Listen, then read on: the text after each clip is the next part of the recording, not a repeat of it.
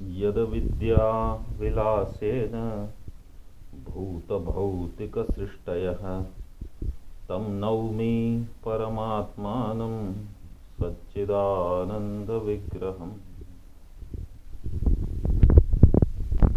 हम देख रहे थे निवृत्ति और बाध। तो जहाँ अपने कारण में कार्य का नाश होता है और कारण रह जाता है उसको कहते हैं निवृत्ति, और जहाँ कार्य के साथ कारण का भी नाश हो जाता है उसको कहते हैं बाध। अब आगे देखते हैं पृष्ठ 134 अंतिम पंक्ति। ठीक है ना, वहीं पर आए हैं। ननु शुक्तौ रजतस्य प्रतिभास समये, इसको ठीक ठीक समझना ये अभी। ननु शुक्तौ रजतस्य प्रतिभास समये प्रातिभासिकत्व अभ्युपगमे नेदं रजतम इति त्रैकालिक निषेध ज्ञानं न स्यात्, किंतु इदानीम इदं न रजतम इदानीम घटश्यामो न इतिवत् इति चेत। ये पूर्व पक्ष का वाक्य है। उनका कहना है कि जब शुक्ति में रजत दिख रहा था और फिर समझ में आता है कि ये रजत प्रातिभासिक है, प्रातिभासिकत्व अभ्युपगमे नेदम रजतम, ये जो निषेध ज्ञान होता है कि ये अयम शुक्ति न रजतम, तो नेदम रजतम ये जो ज्ञान है वो त्रैकालिक निषेध ज्ञान नहीं होगा, ये पूर्व पक्ष का कहना है। तो कैसे होगा? वो कहते हैं ऐसे होना चाहिए, किंतु इदानीम इदम न रजतम, इस समय ये रजत नहीं है, ऐसे ज्ञान होना चाहिए।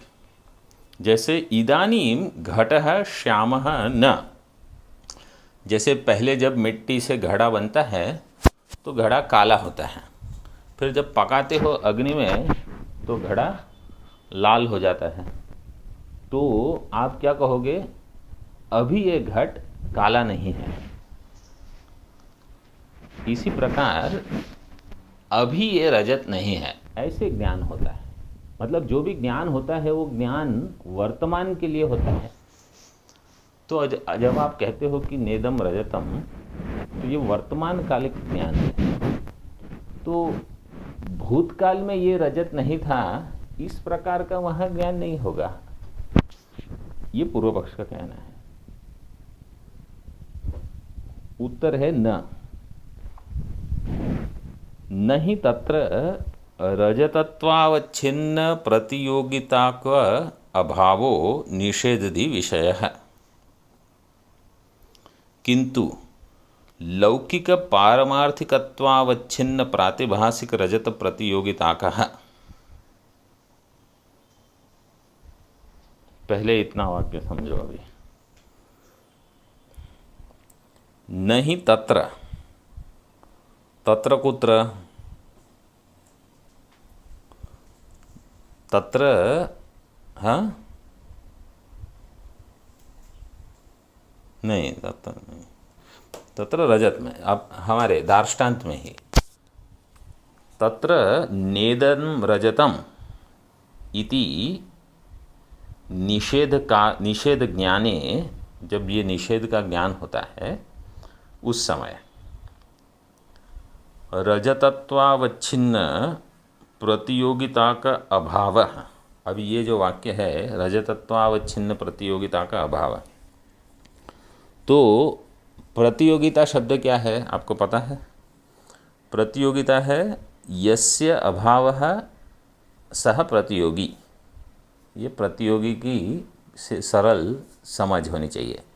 प्रतियोगी क्या है? जिसका अभाव है वो प्रतियोगी है। तो घट का अभाव है, मतलब घट का प्रतियोगी कौन है? घट का अभाव, घट का प्रतियोगी घट का अभाव, घट अभाव का प्रतियोगी घट। ठीक है,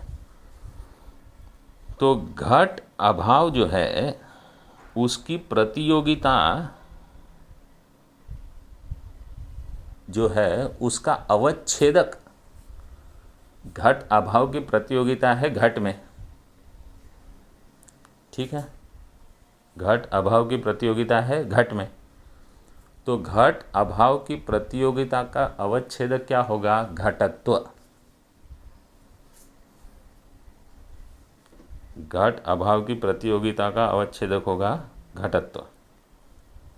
ठीक है, तो अभी वो वाक्य देखो, नहीं तत्र रजतत्व अवच्छिन्न प्रतियोगिता कह।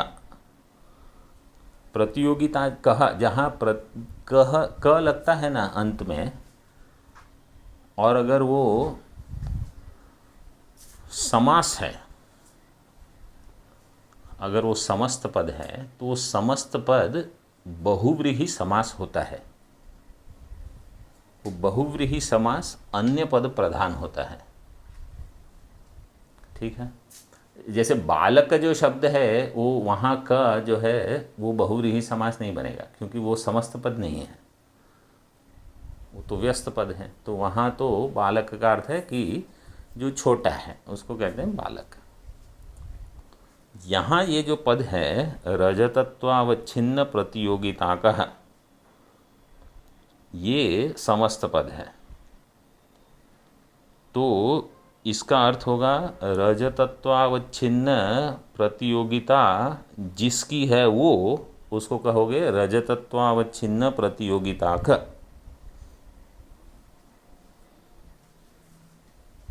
तो रजतत्वावच्छिन्न प्रतियोगिता का कौन होगा? रजत अभाव। रजत का जो अभाव है वो होगा रजतत्वावच्छिन्न प्रतियोगिता का। इसलिए वहाँ लिखा रजतत्वावच्छिन्न प्रतियोगिता का अभाव। उसका अर्थ है रजत अभाव।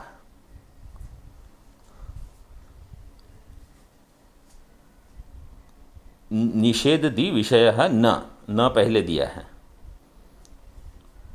वो निषेध धी का अर्थ है निषेध बुद्धि, वो निषेध बुद्धि का विषय नहीं है।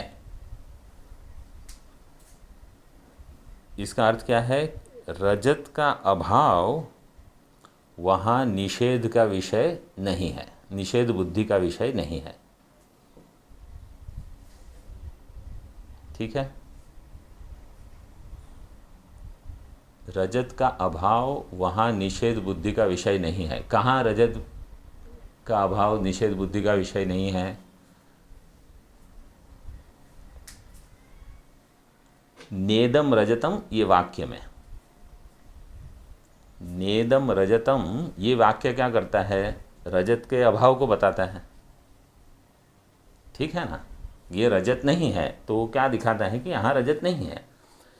नेदम रजतम वाक्य का विषय क्या होगा? रजत का अभाव। जैसे कोई कहेगा ये घट नहीं है, ठीक है, ये यहाँ घट नहीं है, तो वाक्य का विषय क्या होगा? घट का अभाव। हाँ, तो यहाँ देखो क्या कहते हैं, नेदम रजतम, वो वाक्य में नहीं तत्र नेदम रजतम इति वाक्ये रजतत्वावच्छिन्न प्रतियोगिता का अभाव। रजतत्वावच्छिन्न प्रतियोगिता का अर्थ है रजतत्वावच्छिन्ना प्रतियोगिता यस्य सह रजतत्वावच्छिन्न प्रतियोगिता का।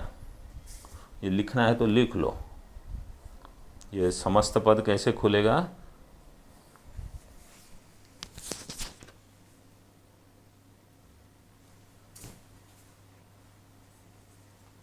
रजतत्वावच्छिन्न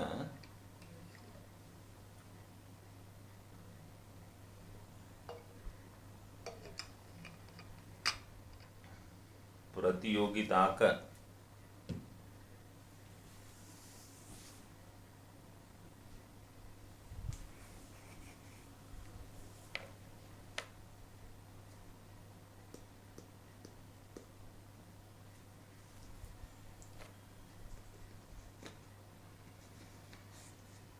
रजतत्वावच्छिन्न प्रतियोगिता का,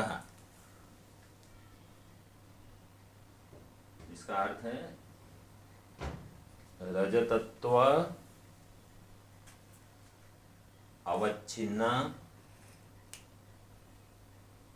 रजतत्व अवच्छिन्न प्रतियोगिता यस्य सह रजतत्वावच्छिन्न प्रतियोगिता कः, सह कः रजत अभावः।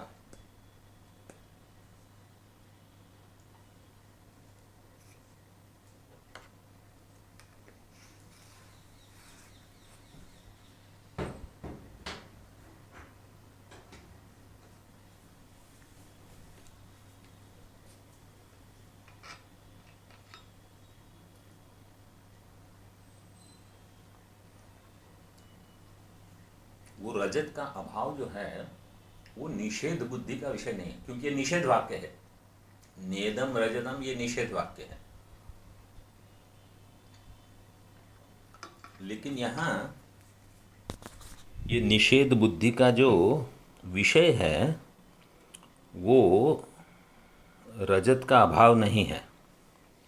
तो बोले फिर क्या है? हमको तो लगा कि नेदम रजतम का अर्थ है रजत का अभाव। तो बोले नहीं, यहाँ हम क्या कहना चाहते हैं, देखो, किंतु इतना वाक्य समझ में आया? ये न्याय वालों के ये सब ज़बरदस्त उनके हथियार हैं, मतलब वो ऐसे सोचते हैं। तो बड़े ग्रंथों में ये भाषा एक बार अगर आपको समझ में आ जाएगी तब ही गाड़ी आगे बढ़ेगी। अच्छा, आगे बढ़ने के पहले एक काम करो, उस टिप्पणी एक देख लो, निषेध दी विषय जो दिया है उसको थोड़ा समझ लो। वही है लेकिन उसको थोड़ा और देखो, कितनी बड़ी टिप्पणी दी है। न ही इति अनेन अन्वयः, वो न ही के साथ यहाँ इसका अन्वय होता है निषेधी का, ठीक है। न अत्यंताभाव ज्ञान विषयः इत्यर्थः।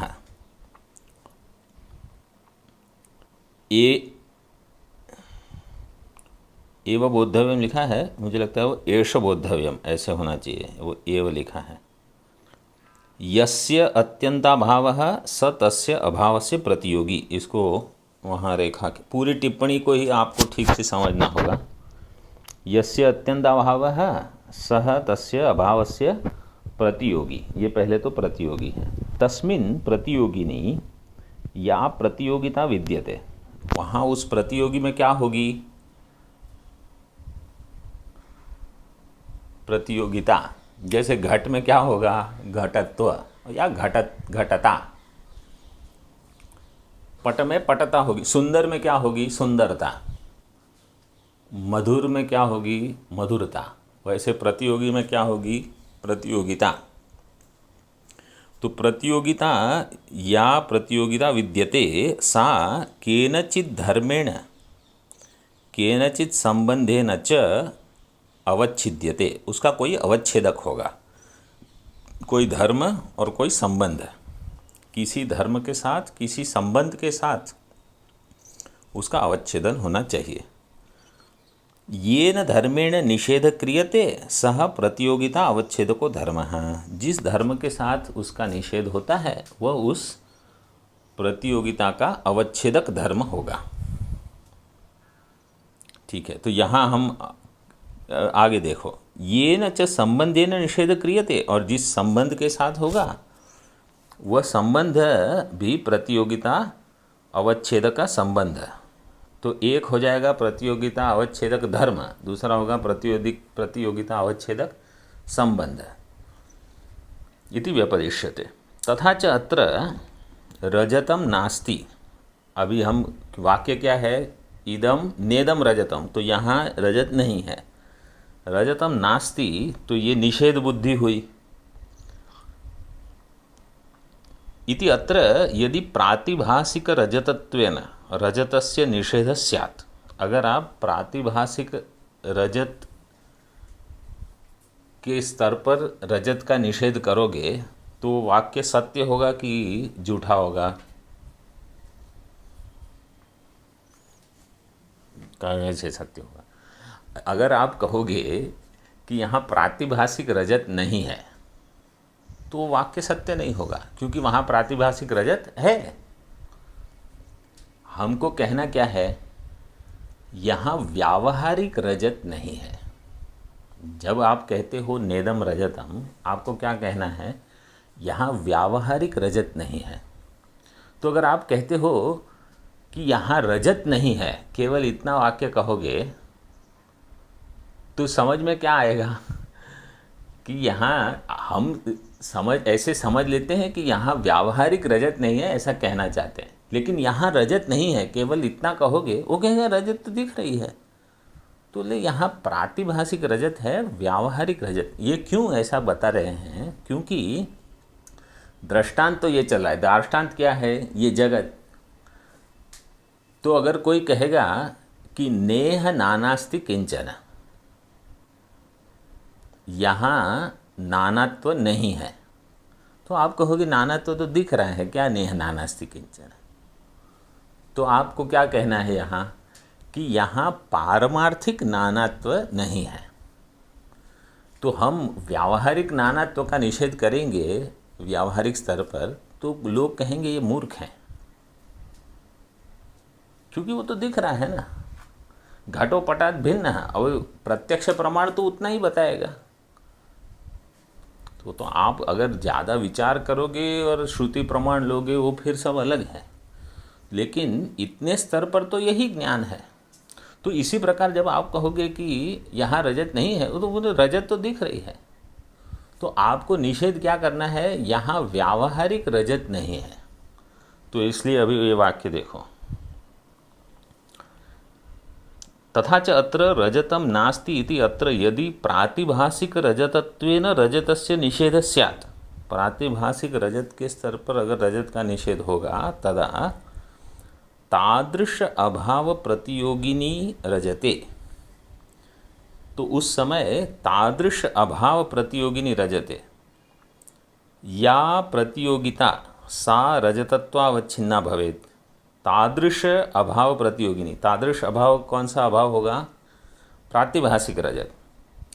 अगर आप कहोगे कि यहाँ प्रातिभासिक रजत नहीं है, तो तादृश अभाव प्रतियोगिनी, प्रातिभासिक अभाव प्रतियोगिनी रजते या प्रतियोगिता, तो प्रातिभासिक रजत के अभाव की प्रतियोगिता क्या होगी?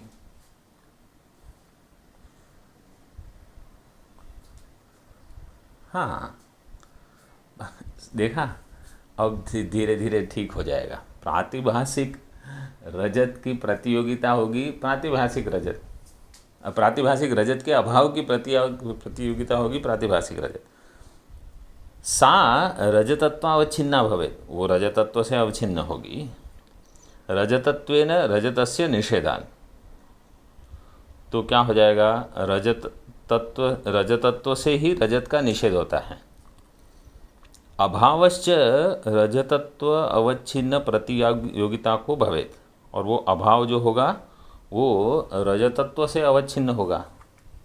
मतलब हम किस अभाव की बात कर रहे हैं? रजत के, प्रातिभासिक रजत के अभाव की बात करेंगे, तो प्रातिभासिक रजत का अभाव रजतत्व से अवच्छिन्न होगा। न च अत्र तादृश निषेध संभवति, इस प्रकार का निषेध यहाँ संभव नहीं है। आप ये नहीं कह सकते कि यहाँ प्रातिभासिक रजत नहीं है, क्योंकि वो तो दिख रहा है और वो आपको सबको स्वीकार करना पड़ेगा। क्योंकि आपने वो स्वीकार किया है, इसलिए आपको ये वाक्य बोलना पड़ता है नेदम रजतम। आप कभी शुक्ति में ये कहते हो कि नायम सर्पः, क्योंकि वो भ्रांति नहीं हुई है, तो आपको बताने की क्या ज़रूरत है? जिस विषय में भ्रांति हो रही है और वो भ्रांति भी है, इसलिए उसका निषेध करना पड़ेगा। तो इसलिए मैंने आप लोग को मैं जब बता रहा था कि जब आप कहते हो कि नाहम बहिष्प्रज्ञ, नाहम अंतःप्रज्ञ, तो मैं बहिष्प्रज्ञ नहीं हूँ, ये निषेध वाक्य है। और वो त्रैकालिक निषेध करते हैं हम कि तीनों काल में मैं बहिष्प्रज्ञ नहीं हूँ, जैसे नेदम रजतम। तो अगर कोई कहेगा कि मुझे ये कभी भ्रम ही नहीं हुआ है कि मैं बहिष्प्रज्ञ हूँ, तो आपको निषेध करने की क्या ज़रूरत है? जिसको रजत का भ्रम होता है तभी तो निषेध करना पड़ता है। तो पहले तो मुझे ये सिद्ध करना होगा कि मुझे लग रहा है कि मैं बहिष्प्रज्ञ हूँ। तो अगर मेरी बुद्धि में ये विचार ही नहीं आएगा, तो जब उपनिषद कहता है ना अंतःप्रज्ञ न बहिष्प्रज्ञ, तो बोले मुझे तो कभी ऐसी भ्रांति नहीं हुई कि मैं बहिष्प्रज्ञ हूँ, आप निषेध क्यों किए जा रहे हो? देखा ये शास्त्र की गहराई। इसलिए पहले जब तक अध्यारोप ही नहीं हुआ है तो आप अपवाद किसका करोगे? तो इसलिए अध्यारोप ठीक ठीक होना चाहिए। जब तीसरे अध्याय में कहते हैं मांडुक्य में कि ये जो उपासना करने वाला है वो कृपण है और वो जात ब्रह्म में है, तो बोले हमने तो उपासना ही नहीं की है, तो मैं कहाँ कृपण हूँ? तो पूरा अद्वैत प्रकरण तो उसके लिए है जो उपासना जिसकी सिद्ध हो गई है, जिसको ये पता है कि अभी ये जगत है लेकिन पहले ये ब्रह्म था और बाद में ये ब्रह्म रहेगा, जिसका ये ज्ञान है उसके लिए अद्वैत प्रकरण है। अब हमको ये कभी लगता ही नहीं कि पहले ये ब्रह्म था, तो आप क्या अध्ययन करोगे? देखो ये सब इतनी जो जिस स्तर पर हमारे आचार्य लोग बोलते हैं शास्त्र या उपनिषद के ऋषि, वो हमको अगर समझ में ही नहीं आता तो 2 साल के कोर्स में तो क्या होगा? ये तो अनेक जन्म जन्मांतर की साधना जब होती है तब ज्ञान बैठता है। देखो अभी आगे, न च अत्र तादृश निषेध संभवति। क्यों? रजतत्वेन रजतस्य प्रतियोगिनः तत्र सत्वात्। वहाँ रजतत्वेन रजतस्य प्रतियोगी जो है वो तो है, तस्य च अत्यंत अभाव विरोधित्वात्। वो जो रजत दिख रहा है वो वहाँ उसका अत्यंताभाव तो आप कैसे कह सकते हो? क्योंकि वहाँ उसका अत्यंताभाव नहीं है, वहाँ व्यावहारिक रजत का अत्यंताभाव है, प्रातिभाषिक रजत का अत्यंताभाव नहीं है। किंतु अन्य रूपेण निषेध है, उस रूप में निषेध नहीं होगा, अन्य रूप में निषेध होगा। तेन रजतत्वावच्छिन्न प्रतियोगित अभावो न निषेधि विषय भवति। इसलिए रजतत्व अवच्छिन्न प्रतियोगिता का अभाव, प्रतियोगी का अभाव है, नहीं तो प्रतियोगिता का अभाव, क्योंकि ऊपर वाक्य में लिखा है प्रतियोगिता का अभाव, न निषेधि विषय भवति। तर्हि कीदृशो अभाव तद विषय। तो कोई पूछेगा कि अच्छा ठीक है, तो कौन सा अभाव जो है जो इस नेदम रजतम वाक्य का विषय बनता है? इति पृच्छायाम सत्याम। अगर आप ऐसे पूछते हो तो देखो क्या कहते हैं, व्यावहारिकत्व अवच्छिन्न प्रातिभाषिक रजत प्रतियोगिता को, यहाँ ठीक लिखा है, वहाँ भी प्रतियोगिताक होना चाहिए।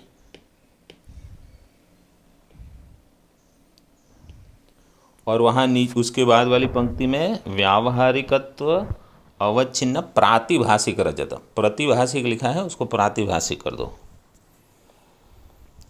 व्यावहारिकत्व अवच्छिन्न प्रातिभाषिक रजत प्रतियोगिता को अभाव निषेध बुद्धि विषय भवति। निषेध बुद्धि का विषय जो है वो व्यावहारिकत्व अवच्छिन्न प्रातिभाषिक रजत प्रतियोगिता को अभाव निषेध बुद्धि विषय भवति।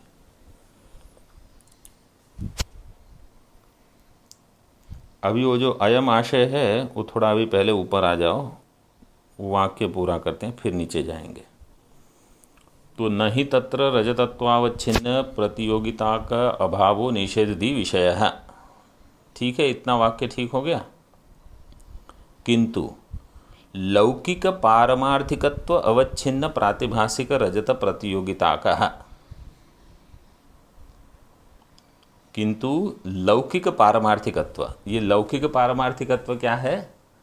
व्यावहारिक। हाँ, जहाँ यह भी नेदम रजतम ये प्रकरण जब चलेगा तो जहाँ जहाँ पारमार्थिक शब्द आता है इस प्रकरण में, हाँ, तो उसको आपको समझ लेना है लौकिक पारमार्थिक मतलब व्यावहारिक। किंतु लौकिक पारमार्थिकत्व अवच्छिन्न प्रातिभासिक रजत प्रतियोगिता कह वो ये जो इतना बड़ा विशेषण है लौकिक पारमार्थिकत्व अवच्छिन्न प्रातिभासिक रजत प्रतियोगिता कह, ये विशेषण है अभाव का। तो वहाँ लिख लो लौकिक पारमार्थिकत्व अवच्छिन्न प्रातिभासिक रजत प्रतियोगिता कह अभाव। जैसे ऊपर वाली पंक्ति में हमने बताया ना, रजतत्वावच्छिन्न प्रतियोगिता कह अभाव, इसी प्रकार यहाँ भी ये अभाव के लिए है। तो क्या कौन सा अभाव हम कह रहे हैं? व्यावहारिक अवच्छिन्न प्रातिभासिक रजत प्रतियोगिता का अभाव, कि वहाँ व्यावहारिक रजत का प्रतियोगी मतलब व्यावहारिकत्व से अवच्छिन्न जो रजत रहेगी वो हो जाएगा रजत अभाव। ठीक है, व्यावहारिकत्व से अवच्छिन्न रजत उसका प्रतियोगी हो जाएगा व्यावहारिक रजत अभाव। तो प्रातिभासिक रजत जो है वहाँ व्यावहारिक रजत का अभाव है।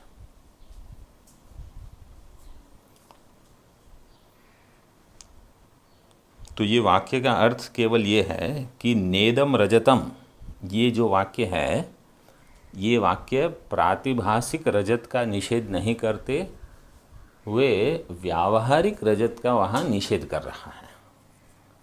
और किस प्रकार व्यावहारिक रजत का निषेध कर रहा है कि तीनों काल में वहाँ व्यावहारिक रजत नहीं है, न वर्तमान में न भूत में था।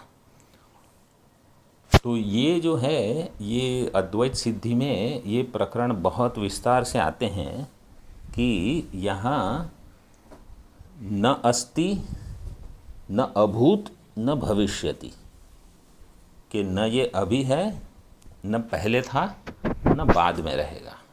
तो जगत के बारे में तभी जगत मिथ्या होगा। जैसे रजत मिथ्या है तो नेदम रजतम, तो शुक्ति ज्ञान से जब नेदम रजतम ये ज्ञान हो जाएगा कि इयम शुक्ति ही न इदम रजतम, तो फिर उस ज्ञान से क्या होगा कि रजत का वहाँ आत्यंतिक अभाव, व्यावहारिक रजत का वहाँ आत्यंतिक अभाव है, वो सिद्ध हो जाएगा। इसी प्रकार तीनों काल में वहाँ ब्रह्म में जगत का अभाव है, आत्यंतिक अभाव, ये सिद्ध करना है।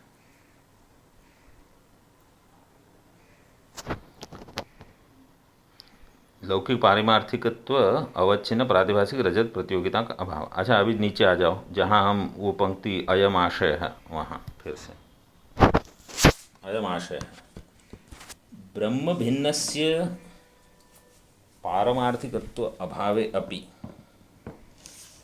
ब्रह्म भिन्न का पारमार्थिकत्व अभावे अपि अयम पारमार्थिकः इति यस्य लोके पारमार्थिकत्वेन व्यवहारः।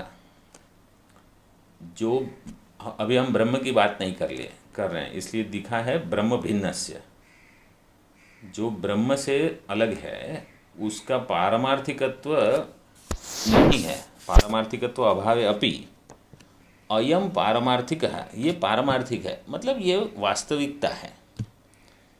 इति यस्य लोके पारमार्थिकत्वेन व्यवहार, जो लोक में पारमार्थिक है इस प्रकार व्यवहार होता है, तस्यैव धर्मः लौकिक पारमार्थिकत्वम्, उसी धर्म को कहा जाएगा लौकिक पारमार्थिकत्व। इस धर्म से जो अवच्छिन्न होगा, तेन धर्मिणा अवच्छिन्ना प्रतियोगिता यस्य प्रातिभाषिक रजत अभावस्य, रजत का जो अभाव है उसकी व्यावहारिकत्व धर्म से अवच्छिन्न प्रतियोगिता, इसलिए कहा तेन धर्मेण अवच्छिन्ना प्रतियोगिता यस्य प्रातिभाषिक रजत अभावस्य स अभावः लौकिक पारमार्थिकत्व अवच्छिन्न प्रातिभाषिक रजत प्रतियोगिता कहा। तो मैंने कहा जैसे लौकिक पारमार्थिकत्व अवच्छिन्न प्रातिभाषिक रजत प्रतियोगिता का अभाव, ये अभाव हो जाएगा। तो लौकिक पारमार्थिक धर्मेण अवच्छिन्ना प्रतियोगिता यस्य प्रातिभाषिक रजत अभावस्य सह अभावः लौकिक पारमार्थिकत्व अवच्छिन्न प्रातिभाषिक रजत प्रतियोगिता का सह एव निषेधदी विषय है। ये निषेधदी का विषय है, क्योंकि वहाँ जो वाक्य है, अभी ऊपर आ जाओ फिर से, नहीं तत्र रजतत्वावच्छिन्न प्रतियोगिता का अभाव निषेधी विषय है, किंतु लौकिक पारमार्थिकत्व अवच्छिन्न प्रातिभाषिक रजत प्रतियोगिता का, फिर वाक्य कैसे, हाँ अभाव है, फिर क्या आगे निषेधदी विषय है। वो निषेधी विषय ऊपर जो वाक्य में है वो फिर से आएगा। ये निषेध बुद्धि का विषय है, ठीक है। इतना वाक्य हो गया। फिर व्यधिकरण धर्म अवच्छिन्न प्रतियोगिता का अभाव अभ्युपगमात्, व्यधिकरण धर्म अवच्छिन्न प्रतियोगिता का अभाव अभ्युपगमात्। अब ये व्यधिकरण क्या है, ये हेतु दिया है। पूरा वाक्य जो है वो ये एक शब्द है, एक पद है, हेतु है। व्यधिकरण धर्म, अभी नीचे, अभी जो इसका हमने पढ़ा नहीं है ना अभी, तो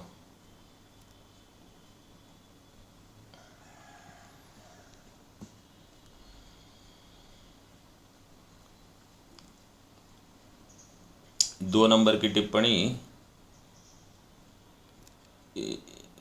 अच्छा पहले टिप्पणी मत देखो, पहले थोड़ा ये हिंदी देख लो, फिर थोड़ा आपको और ठीक रहेगा। व्यधिकरण धर्म का अर्थ क्या है, यहाँ लिखा है व्यधिकरण धर्म अवच्छिन्न प्रतियोगिता का अभाव अभ्युपगमात्। अभ्युपगमात् का अर्थ है कि इसका स्वीकार किया गया है। किसका स्वीकार किया गया है, कि यहाँ अभाव का स्वीकार किया गया है। कौन से अभाव का स्वीकार किया गया है, प्रतियोगिता का अभाव का स्वीकार किया गया, मतलब जो है उसका जो प्रतियोगी अभाव है उसका स्वीकार किया गया है। और कौन सा है वो, व्यधिकरण धर्म अवच्छिन्न। तो यहाँ व्यधिकरण से क्या लेना है, व्यधिकरण एक है समान अधिकरण, समान अधिकरण का विरोधी हो जाएगा व्यधिकरण। समान अधिकरण का अर्थ यहाँ है समान सत्ता, तो व्यधिकरण का अर्थ क्या हो जाएगा, हाँ विषम सत्ता या भिन्न सत्ता। तो प्रातिभाषिक और व्यावहारिक ये भिन्न सत्ता है। तो प्रातिभाषिक रजत का यहाँ निषेध हो रहा है व्यावहारिक रजत से, हाँ व्यावहारिक सत्ता से, कि यहाँ व्यावहारिक रजत नहीं है। इस प्रकार वो ये वाक्य है, वो हम स्वीकार करते हैं। तो नेदम रजतम, इस वाक्य में हमने क्या स्वीकार किया है, कि ये प्रातिभाषिक रजत व्यावहारिक सत्ता में इसका अभाव है। व्यधिकरण धर्म अवच्छिन्न प्रतियोगिता का अभाव अभ्युपगमात्, ठीक है। अब इसका आप पहले हिंदी देख लो। प्रतिभास के समय में शुक्ति में भाषित होने वाले रजत का प्रातिभाषिक सत्व यदि स्वीकार किया जाए, शुक्ति में होने वाले प्रातिभाषिक रजत का यदि स्वीकार किया जाए, तो यह रजत नहीं है ऐसा त्रैकालिक निषेध ज्ञान होगा नहीं, किंतु इस समय यह रजत नहीं है यह ज्ञान होगा। ये कहना चाहते हैं कि वहाँ ज्ञान कैसे होगा कि इस समय ये रजत नहीं है, क्योंकि प्रतिभास के समय में वहाँ तो रजत है, ऐसा आपको ज्ञान हुआ है, किंतु इस समय यह रजत नहीं है, यह ज्ञान होगा। अब यह जैसे अब यह घट काला नहीं है, इस ज्ञान के समान ही वह भी वर्तमान निषेध ज्ञान होगा, ऐसा होना चाहिए। यह कहना भी ठीक नहीं होगा, ये हम कहते हैं। तो यहाँ तक पूर्व पक्ष है, यह कहना भी ठीक नहीं होगा, यहाँ से सिद्धांत शुरू होते हैं। क्योंकि यह रजत नहीं है, इस त्रैकालिक निषेध ज्ञान में रजतत्व से अवच्छिन्न जो रजत, उसमें जिसकी प्रतियोगिता है, ऐसा अभाव उस निषेध ज्ञान का विषय रहता है।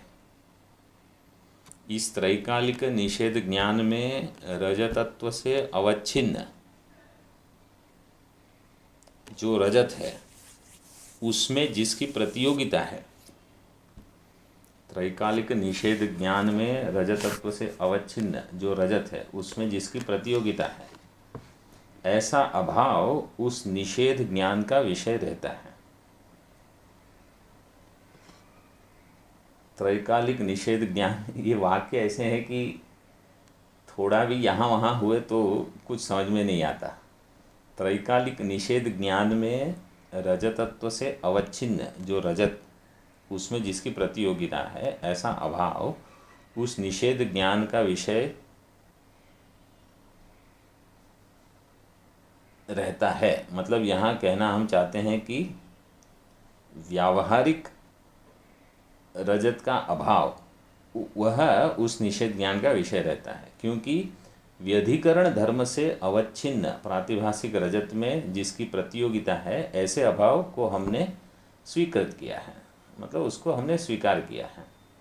व्यधिकरण धर्म से अवच्छिन्न प्रातिभासिक रजत में जिसकी प्रतियोगिता है।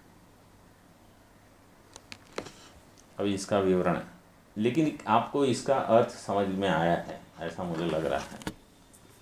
अर्थ इसका ये है कि यहाँ जब हम कहते हैं कि तीनों काल में यहाँ रजत नहीं है, तो हमारा कहने का प्रयोजन ये है कि तीनों काल में यहाँ व्यावहारिक रजत नहीं है।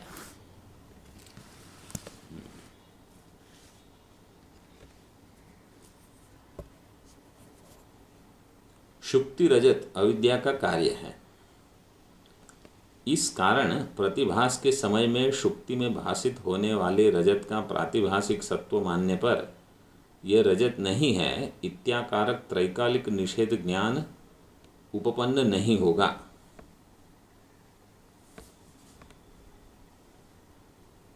प्रातिभासिक सत्व मानने पर यह रजत नहीं है इत्याकारक त्रैकालिक निषेध ज्ञान उत्पन्न नहीं होगा। किम बहुना वैसा त्रैकालिक निषेध ज्ञान हो ही नहीं सकेगा, ये पूर्व पक्ष का कहना है। क्योंकि आपको अगर अभी ज्ञान हो रहा है तो आप कैसे कहते हो कि पहले ऐसा नहीं था। लेकिन देखो, जब हमारा ज्ञान होता, निषेध ज्ञान में शक्य है, क्योंकि अगर आपको ज्ञान होता है कि ये शुक्ति का है, तो ये शुक्ति का कभी रजत नहीं थी। क्योंकि ऐसा नहीं है कि पहले तो ये रजत थी, अब 5 मिनट पहले ये शुक्ति का बन गई है, ऐसे नहीं हो सकता। तो मतलब वेदांत का कहना, ये सभी जगह आपको इसको लगाना होगा कि जैसे कि ये जगत पहले भी ब्रह्म था, अब भी ब्रह्म है, बाद में भी ब्रह्म रहेगा। यहाँ पहले भी नाना तो नहीं था, अभी भी नाना तो नहीं है, बाद में भी नाना तो नहीं रहेगा।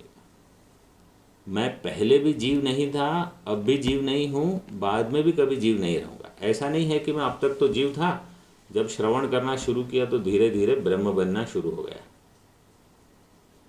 और साधना करते करते करते मैं ब्रह्म हो गया। ये वेदांत का मत नहीं है। या निर्विकल्प समाधि में मैं ब्रह्म हो गया। तो हमारा कहना है कि वहाँ जगत का जीवत्व का त्रैकालिक निषेध है। इसलिए कहा न कश्चित जायते जीव है संभवोस्य न विद्यते। जीव की कोई संभावना ही नहीं है। और इसी प्रकार जगत की भी यही एतत् तद उत्तमम सत्यम यत्र किंचित न जायते। तो मेरा कभी जन्म नहीं हुआ है। जब हम न जायते म्रियते वा विपश्चित कहते हैं कि मैं चैतन्य हूँ और मेरा तीनों काल में कभी जन्म नहीं हुआ। ऐसा नहीं है कि एक बार तो जन्म हो गया है, अब आगे जन्म नहीं होगा। अगर पहले जन्म हुआ है तो आगे भी जन्म होगा।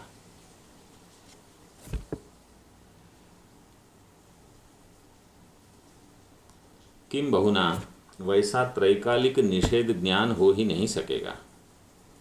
उसका ज्ञान इस तरह हो सकेगा। वो कहते हैं अब वर्तमान काल में यह घट श्याम नहीं है। इस वाक्य से वर्तमान कालीन श्यामत्व के निषेध का ज्ञान जैसे होता है, निषेध का, हाँ, निषेध की नहीं, निषेध का ज्ञान जैसे होता है, वैसे ही अब यह रजत नहीं, ऐसा वर्तमान कालीन निषेध ज्ञान होगा। परंतु यह शुक्ति है, रजत नहीं, यह त्रैकालिक निषेध ज्ञान है। इसका अर्थ क्या है? इस कारण यह शुक्ति पहले कभी रजत नहीं थी, इस समय भी नहीं है और भविष्य में भी वह रजत नहीं होगी। हाँ, तो ये है न अभूत न अस्ति न भविष्यति इत्याकारक जो ज्ञान होगा वह त्रैकालिक निषेध का ज्ञान कहा जा सकता है। इसलिए शुक्ति रूप्य के प्रतिभास के समय उसकी प्रातिभासिक सत्ता मानने पर अब वर्तमान में यह रजत नहीं है, इतना ही ज्ञान होगा।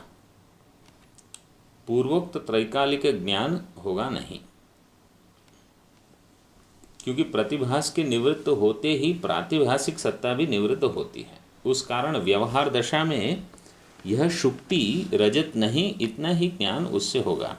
यह पूर्वोक्त शंका का आशय है। विषय का भेद होने से त्रैकालिक निषेध से कोई विरोध नहीं हो पाता। विषेद का भेद होने से त्रैकालिक निषेध से कोई विरोध नहीं हो पाता, क्योंकि यह रजत नहीं। इस प्रकार त्रैकालिक निषेध ज्ञान जब होता है तब उस निषेध ज्ञान का रजतत्व विशेषण से विशिष्ट हुए रजत में जिसकी प्रतियोगिता है, ऐसा अभाव विषय नहीं होता है। विषय का भेद होने से त्रैकालिक निषेध से कोई विरोध नहीं हो पाता, क्योंकि मतलब त्रैकालिक निषेध संभव है। यहाँ उनका कहना है कि जो भी ज्ञान होता है वो तो वर्तमान में ज्ञान होता है। जैसे अभी आप कहोगे किसी को कि यह लड़का अभी सन्यासी है या अभी ब्रह्मचारी है, तो वर्तमान कालीन ज्ञान है। ये भूतकाल में क्या था वो आप कैसे बताओगे?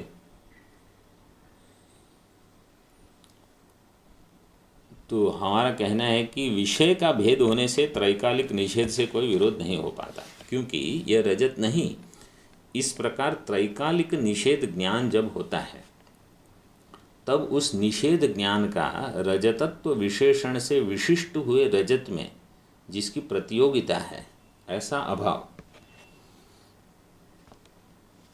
रजतत्व विशेषण से विशिष्ट हुए रजत में जिसकी प्रतियोगिता है, ऐसा अभाव वो उसका विषय नहीं होता है। किंतु व्यावहारिकत्व, मतलब वहाँ केवल रजतत्व वो विशेषण नहीं है, व्यावहारिकत्व इस विशेषण से विशिष्ट प्रातिभासिक रजत में जिसकी प्रतियोगिता है, ऐसा अभाव ही यह रजत नहीं इत्याकारक निषेध ज्ञान का विषय है।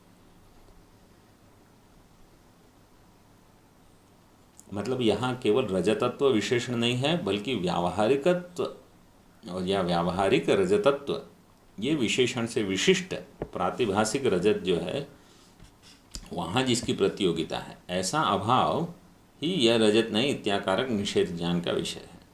यहाँ के लौकिक पारमार्थिक पद से व्यावहारिक अर्थ समझना चाहिए। यह रजत नहीं इस उदाहरण में प्रातिभासिक रजत, लौकिक पारमार्थिक यानी व्यावहारिक नहीं। इस प्रकार प्रातिभासिक रजत में जिसकी प्रतियोगिता है, ऐसा जो व्यावहारिकत्व अवच्छिन्न प्रतियोगिता का अभाव है, वही उस निषेध ज्ञान का विषय है। यहाँ ये प्रकरण पूरा हुआ। अब वो व्यधिकरण के बारे में थोड़ा बताया है। जिस प्रकार नैयायिकों ने कपाल पर भी पटत्व रूप से घट का अभाव स्वीकार किया है, उसी प्रकार हमने भी व्यधिकरण अभाव स्वीकार किया है। व्यधिकरण धर्म का अर्थ क्या है? व्यधिकरण धर्म का अर्थ है विरुद्ध व्यावहारिक रजतादि जिसका अधिकरण है, वह विरुद्ध व्यावहारिक रजतादि जिसका अधिकरण है। तो व्यावहारिक रजत वहाँ नहीं है, तो जिस अधिकरण में व्यावहारिक रजत नहीं है वो हम बताना चाहते हैं। वो अधिकरण क्या है? शुक्ति। वो यह शुक्ति है, रजत नहीं है। तो जब हम कहते हैं यह रजत नहीं है, इदम न रजतम, तो जो इदम जो अधिकरण को बता रहा है, जिस वस्तु को बता रहा है, वहाँ क्या आप बता रहे हो कि ये शुक्ति जहाँ व्यावहारिक रजत का अभाव है, वो अधिकरण।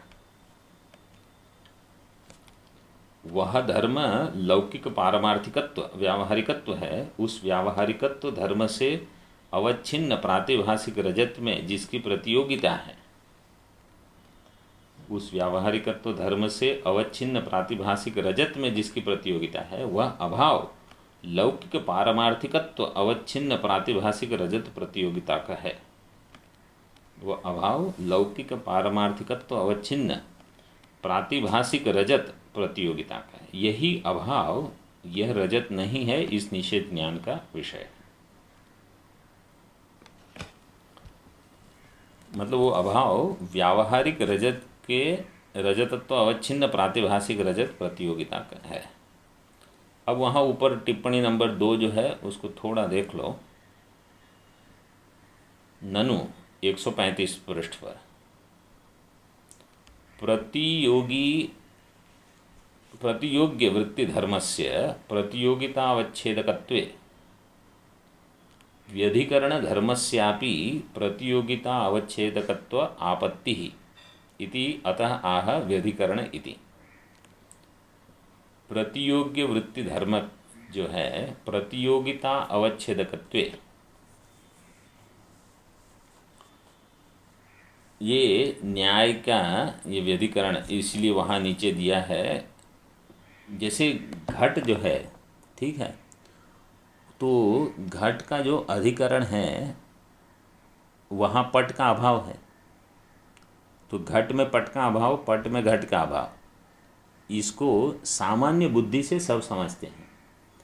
लेकिन वेदांत का कहना क्या है कि घट में पट का अभाव आप कैसे सिद्ध करोगे?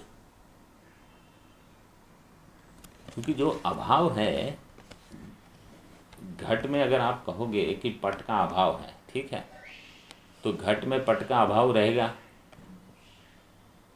ठीक है। वो घट में पट का अभाव किस संबंध से रहेगा? समवाय संबंध से होगा कि संयोग संबंध से होगा? आपको बताना पड़ेगा, ठीक है। तो अगर आप कहोगे कि ठीक है वहाँ, क्योंकि संयोग संबंध जो है वो एक देश में होता है और समवाय संबंध है वो पूरे देश में होता है, समस्त में होता है। तो अगर आप कहोगे कि घट में पट का अभाव संयोग संबंध से है, इसका अर्थ क्या है कि एक जगह घट में पट नहीं है, दूसरी जगह घट में पट है, तो संयोग संबंध तो आप कह नहीं सकते, तो आपको कहना पड़ेगा समवाय संबंध से। तो घट का पट के साथ समवाय संबंध से वहाँ अभाव है, तो घट में, पूरे घट में पट नाम की कोई चीज़ नहीं है, ऐसा आपको कहना पड़ेगा। तो घट, फिर समवाय संबंध, फिर पट अभाव, ऐसे तीनों जुड़े हुए हैं, घट समवाय संबंध पट का अभाव। फिर वही प्रश्न आएगा कि अब जैसे वहाँ पट का अभाव है, फिर वैसे वहाँ दूसरी बाकी सब चीज़ों का अभाव है। तो घट में पुस्तक का अभाव है, घट में पुष्प का अभाव है, हस्ती का अभाव है, व्याघ्र का अभाव है, पुरुष का अभाव है, तो सबका अभाव वहाँ समवाय संबंध से रहेगा, और घट में अन्य घट का भी अभाव है। जैसे ये घट है, उसमें दूसरे घट नहीं है, यही घट है, तो घट में अन्य घट का भी अभाव रहेगा, वो भी समवाय संबंध से रहेगा। अब आप बताओ कि वो जो अभाव है जिसके साथ समवाय संबंध हुआ, ये घट और समवाय संबंध, इनके बीच में क्या संबंध है? तो फिर से वो अनावस्था हो जाएगी। मतलब हम ये सिद्ध करेंगे कि घट में पट का अभाव नहीं है तर्क से। तो इसका अर्थ क्या है? ये जो, अगर आपको याद होगा, आपने तो सुना होगा महाराज जी को, नात्म भावेन नानेदम न स्वेनापि कथंचन न पृथंग न पृथक किंचित इति तत्वविदो विदुः। इसमें ये प्रकरण आया होगा, याद है कि नहीं है? हाँ हाँ, तो ये वो है, वहाँ वही है कि न आत्मभावे न नाना इदम न स्वेन न पृथक न अपृथक। आप कुछ नहीं कह सकते कि यहाँ नाना तो कैसे है, तर्क से भी नहीं कह सकते। तो यहाँ यही बता रहे हैं कि ननु प्रतियोग्य वृत्ति धर्मस्य प्रतियोगिता अवच्छेदकत्वे व्यधिकरण धर्मस्य अपि प्रतियोगिता अवच्छेदकत्व आपत्ति इति अतः व्यधिकरण इति विभिन्नम प्रतियोगिनम। अब अलग अलग प्रतियोगी जो है, प्रतियोगी भिन्नम, विभिन्नम प्रतियोगी भिन्नम सत रजतादिकम अधिकरणम यस्य सह व्यधिकरणः।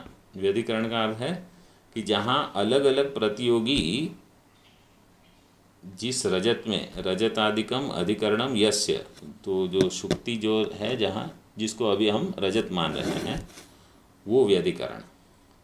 सह च असौ धर्मश्चेति व्यधिकरण धर्म तेन अवच्छिन्ना प्रतियोगिता यस्य अभावस्य सह व्यधिकरण धर्मावच्छिन्न प्रतियोगिता का अभाव तस्य स्वीकार। इसको जब स्वीकार करोगे तो क्या हो जाएगा?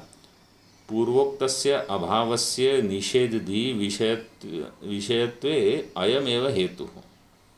जैसे तथा च यत्र घटत्वेन पटो निषिध्यते तत्र पटः पट अभावस्य प्रतियोगी।